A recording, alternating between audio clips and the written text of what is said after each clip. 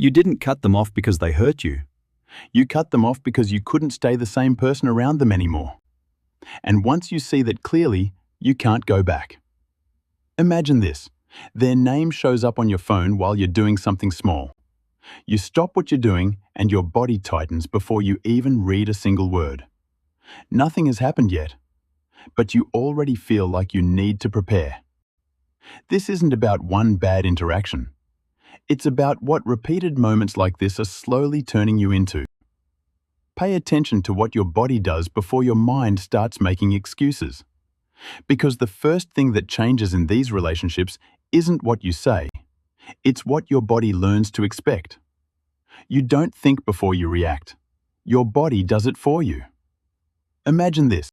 Your phone lights up at night and their name flashes on the screen. Immediately, your shoulders tense up before you've even read a single word. Your brain is a learning machine. It has memorized every pattern of the past. And now, it predicts tension before anything actually happens. The cost? You stay in a low-level state of alert without even realizing it.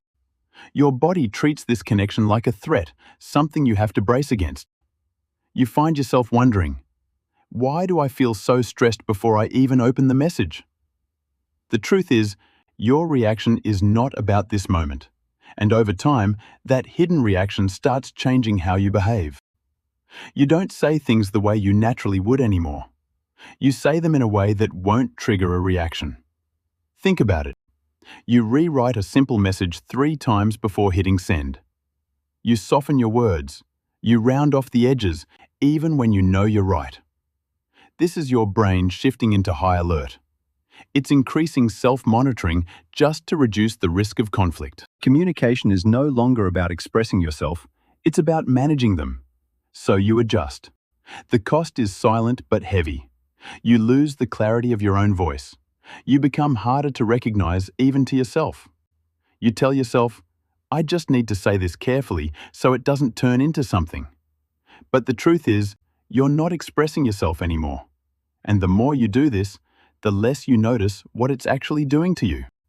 You're not the same person in every room. But this version of you feels the furthest from who you actually are. You leave a conversation and immediately start replaying everything you said. You feel drained without knowing exactly why. Your brain is prioritizing safety over authenticity. It's reinforcing behaviors that keep things stable, but not honest. Something is off. You start associating connection with exhaustion. Being around them feels like performing, not existing. You ask yourself, why do I feel so off every time I talk to them? It's not just the interaction, it's what you have to become just to survive it. At some point, the question changes. It's no longer, why are they like this? You start to pause before replying, not because of them, but because of you.